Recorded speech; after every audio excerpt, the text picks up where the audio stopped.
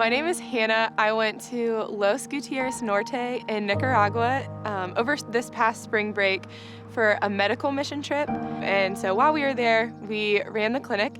And so the patients would actually go and see members of the church and hear the gospel before they'd come to us. And then with each one, we were able to pray with them and not only meet their medical needs, but just get to see where they're at in their relationship with Christ. And there was one woman in particular. She was very closed off, didn't really look directly at me, didn't really make eye contact. She just seemed really sad. And she wasn't really opening up, but at the end I just asked if I'd be able to pray with her.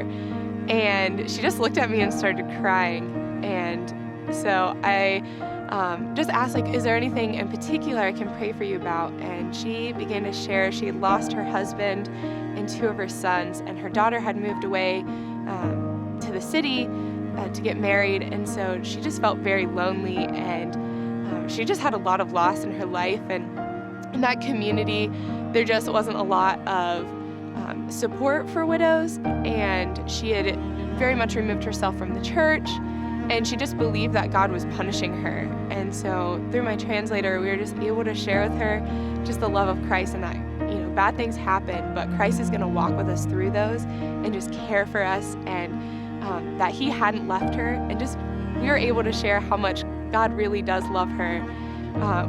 We probably prayed for her for about 10-15 minutes, and she just cried.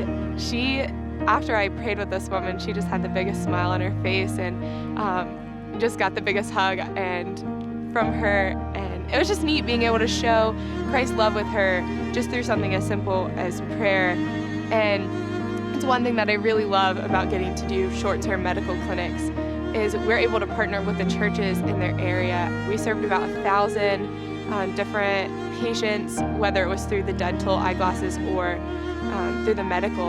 And each one of them, we prayed with every single one of them. We were able to share the gospel with every single one of them, and also connect them with the pastors in their community.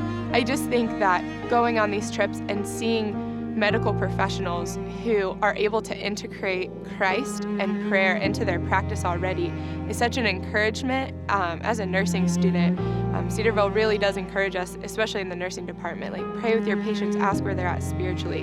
And I think just getting that experience and that practice, even if it's in Nicaragua, just builds your confidence in sharing the gospel and just loving people like Christ loved them.